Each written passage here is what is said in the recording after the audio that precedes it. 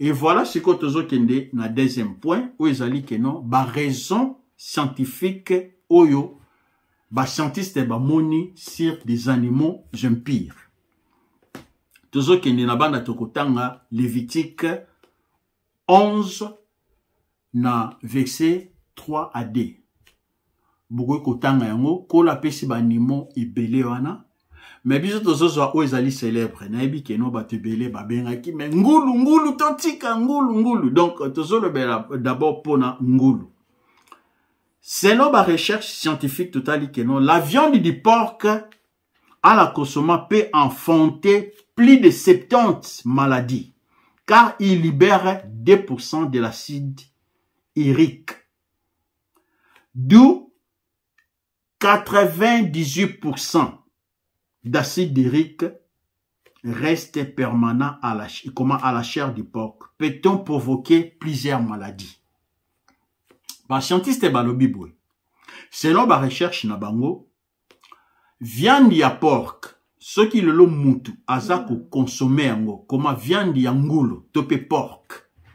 Ce qui le lo tope viande ya cochon, ce qui mutu azako consommer yango. C'est parce que viande nyoso et libéraka acide. Mais porc, topé la viande du porc ou bien cochon, donc azako libérer seulement 2% y a acide urique. Mais 98% y a acide urique et zo vanda nanzoto y a porc. Alors le ceux qui mutu a consommé la viande du porc, topé azako consommer ngulu, topé cochon, et zobota maladie oyo. 1. La goutte. Goutte ezanin, eza maladie oyo, e vimbisaka misapi. Topé makolo ya nzoto. Siko maladie wana omona kenon neti, mukolo moko boy, to jeune, topé maman, papa, omona, azalaka makasi te po atambola. Donc, akoma neti omona, banzote tonda mai. Siko ba maladie wana ezali provoqué, la viande du porc. C'est parce que acide urique, en consommant la viande du porc, acide urique, ils ont sa maladie autobengaka, la goutte.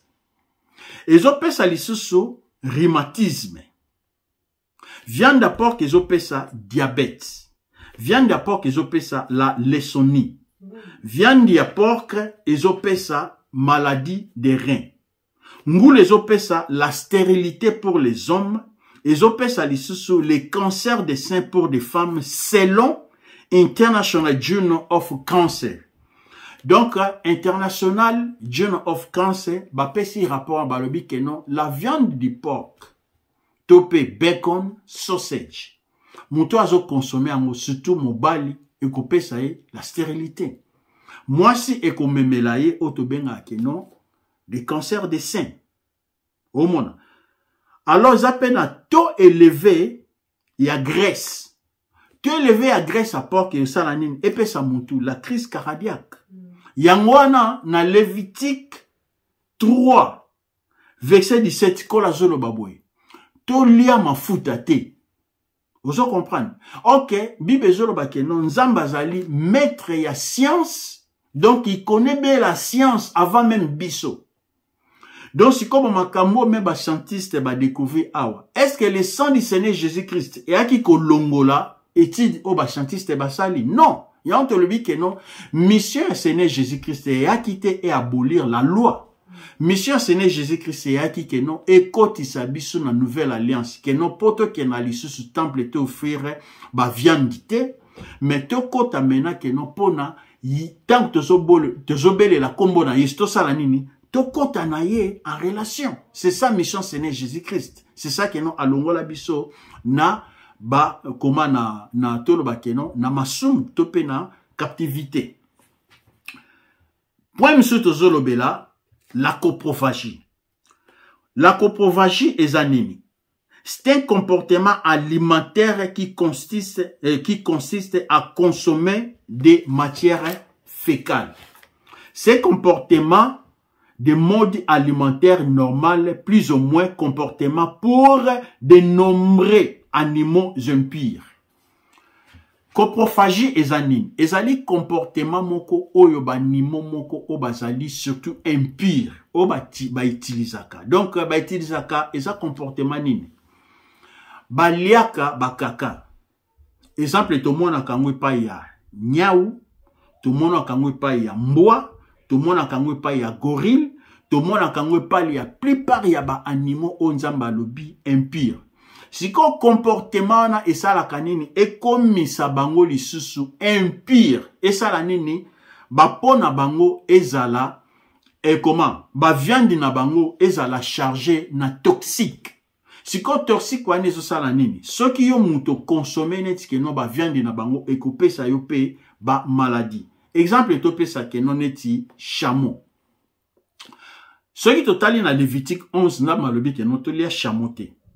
Tolia gorille te, tolia exemple comment cheval te. Alors plupart ya ba animaux na baza na comportement mo otobenga keno la coprophagie. Balia kabakaka na bango. Pe à part keno balia kabakaka na bango, pardon je m'excuse, basala kango pe na manière moko intérieure. Na ndenge nini. Ba animaux o de tinzamba lobi neti pire. Exemple topesa mouton, topesi bœuf, topesi lisusu neti chèvre, au moins baza na comportement moko ya ruminant. O ke non baliaka neti ba herbe. Donc o to benga ba herbivore. Au moins neti soki ngombe tabato meme alie matiti no mona herbe moko avandi a ruminer matiti wana liango. Alors des animaux o baza na comportement ya coprophage, baza pe na système wana. Au moins neti cheval pas à la kanango mbwa zalaka nango nyau pa zalaka nango mona akoki avandi mona abando tafuna eliko lakisa nini azuba kaka na yo ezali intérieur a rédiger yango ali yango sima ameli yango donc siko comportement na eza presque na ba animaux oyo tobengaka impire.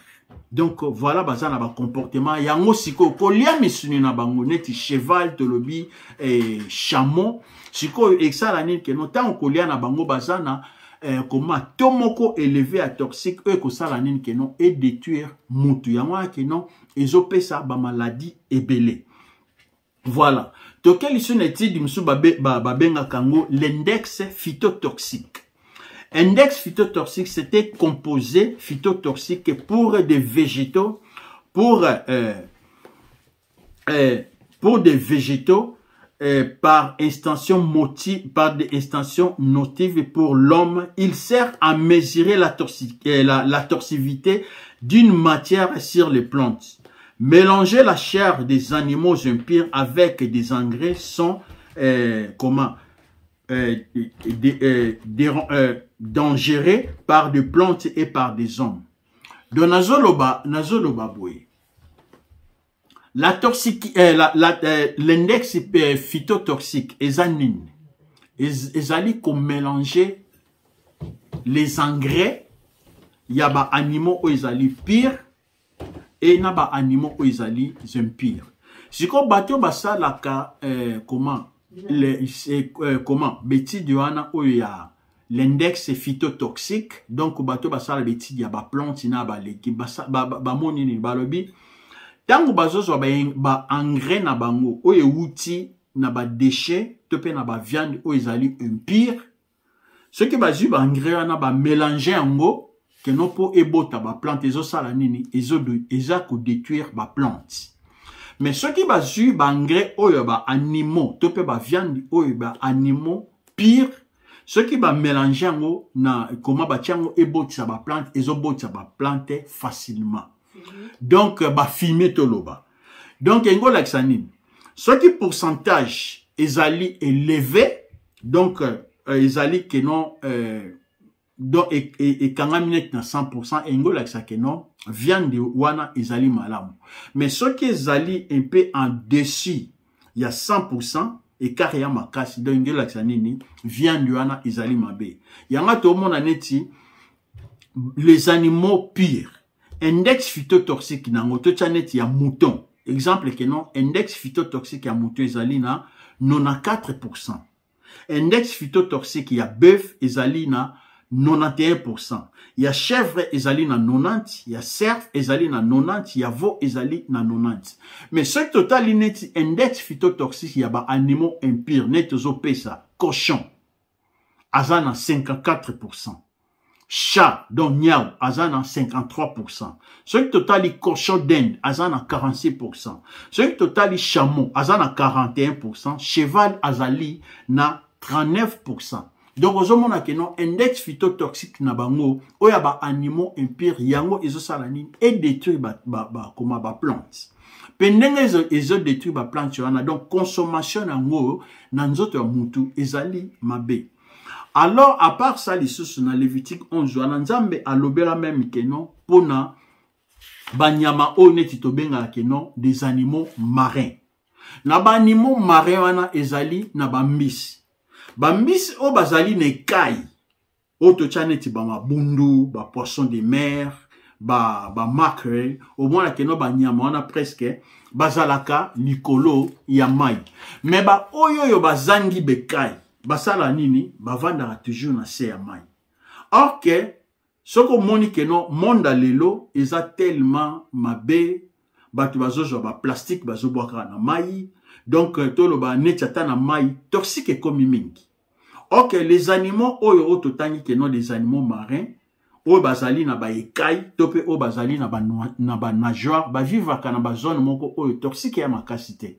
Mais ba oyo ke no bazana toxique moko élevé, donc ba consomaka ba kaka ya ba neti ba mbisi oyo yo nzamba lobi ke no bazali pire tolia neti ba mabundu au moins ke no ba déchet na bangwani sa ni ekitaka na se. Alors ba nyamani balia kango ba oyo bazali ne be kaite ponini tant bazola biloko wana pe ba plastique musus automona ke no bazobwaka na mai banal ba consomma kango ezali ba o bazali ne be kaite tala neti bisika neti to chana ke no tilapia soka zo vivre au monde azala toujours likola mai soko kitana mai loba kiti mukeme azonga kaka na mai na likola mai mais soto otala nyama lokola ngolo azala toujours na sia mai pe na ba poto azo consommer toxique o ezali na kse ya mai.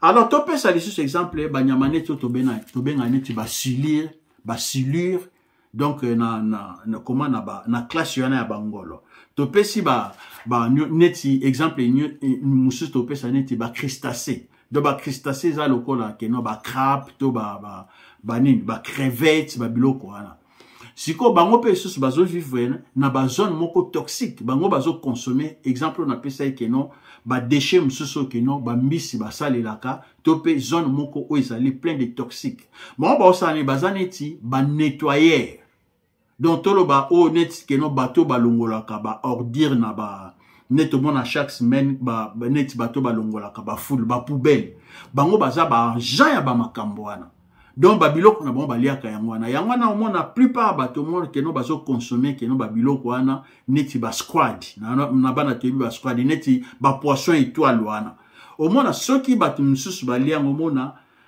après kokolia bango mona muta komi na toxique na nzoto na ye mona posa ko sanza to akomi na ba nausée mona ke no batebele bazo sanza après ça mona akomi na malade puis à part ça il faut koyeba ke no virus si la kate virus e vanda kakati na mutu omona mais lelo du fait que bato mukili lelo bazana makambu na bango na yeba te babiloko nzamba lobito lia te ke no mais mutu azolia ngo kaka omona yango ke no ba maladie ezokoma ebele omona nzamba yebisi biso ke no ba biloko wana to lia te mais lelo mona ba bateau de pêche bazo sala nini babanda koma ko pêcher neti ba crevette ba crabe ba biloko wana nyoso nzamba boya yango wana ke no mona ke no soki ba pêcher ba biloko wana neti ba silure o to benga bangolo omona ba nettoyer oyo ke no fallait ba nettoyer toxique toxique ya mai bazali société yango tozo mona ke no la plupart ya ba poisson mona na mukilo mona ba poisson o bazali ke no ba vivre na ba zone moko sans toxique bazo kufa po bazo pêcher bangolo bazo pêcher ba crevette ba crabe ok bango nde fallait ba nettoyer toxique ya mai Omona lelo batu bakoma ba péché bango po balia bango yanga to mona ke no bambisi o bazo obligé faut ba vivre na zone moko sans toxique omona o bambisi boye bakufi. Voilà. Donc c'est ça yango mona ke no monde lelo komi ke no na pas si pe mawa. Lelo to zolo ba oh non ba benga ba onini o to benga nini ko polir neti mukili. Babilo ko anyi sezo ya nini. C'est parce que ba viande mususu tope makamususu ndamba ebisi muta sala te me muta komi ko sala ngopo nini abije nzambe to comment accorger nzambe. Alors question na ngai tope advice na ngai ou bien conseil na ngai zali boy. Ata développement ya médecine eza penda et comment évolue. Mais pourquoi on ne se pose pas des questions? Bato bazo kufa kaka. Est-ce que Tomitou a déjà question Anna? Est-ce que pourquoi les loba docteur baso ça la recherche belé mais ba maladie toujours ezobotama? Tomitou na question Anna te. Et pourquoi les lots au monde qui n'ont pas mort subite, au monde qui n'ont gêne moko boya koufi à l'occasion de rien? Est-ce que Tomi peut ça déjà question Anna? Est-ce que bato akala ba kufandengo Anna? Au moins la que non jeune maman moko boy moi si kitoko to jeune moko boy on a akufi na nini na cancer mais cancer wana azeli yango wapi au moins donc yango wana to tumbola kana na nzambe te ba animaux o nzamba lobi ezali impur le sang du Seigneur Jésus-Christ est qui ko purifier ce qui est impurité sang ya Seigneur Jésus-Christ et ton mission à Seigneur Jésus-Christ est qui ko abolir maloba o nzamba lobate. Yantolobi, le sang de Jésus-Christ est yaki na mission misusu, yakusala, et yaki te ke no pe pour purifier makambu oyo nzambe alobaki na Lévitique 11 tolobaki. No, lelo to kolia bangulu. Est-ce que na ngulu virus ceci là? To poser ba question ana. Est-ce que ngulu ndenge pesa a cancer? Le sang de Jésus-Christ est kolongola cancer là. Donc conseil na couper ça. Yo oza ko utiliser banyama wana. Bisoto tei. Oya koyoka sali nini ayoki. Oya koyoka te continuer bon appétit liaba animaux na yo impur. Donc voilà le tokoloba. Mais yeba ke no tangu mutazo zo maladie. Yeba pe maladie ana ezo kenenini ezo bebi sa future génération na yo topé progéniture na yo. Donc voilà ta yo boy koyoka nzoto na yo souci. Mais songez pe na progéniture na yo te pe futur na yo. Puis à part ça lisusu tozotanga na Deutéronome 28 58 à 61. Nzamba lobi boy. Ba maladie oyoyo apesa ki na bana ya Egypte. Soki ozoto sa malobo yote a osala nini? Ba maladie ana a ozongisa na nzoto na bino. Donc ngana tei madoba nzambe o azana mato ya koyoka ayoki o azana mutema ya kobomba abombi mais to pekisi mutu te ndenge so na lobi soko moni ke non okolia des animaux impurs bon appétit liango malamu mais songez na futur na yo lokola ngai boyo mwasi na ngai na bana na ngai na loba les animaux impurs to koki suskolia yango te. Que l'Éternel vous bénisse au nom de Jésus-Christ.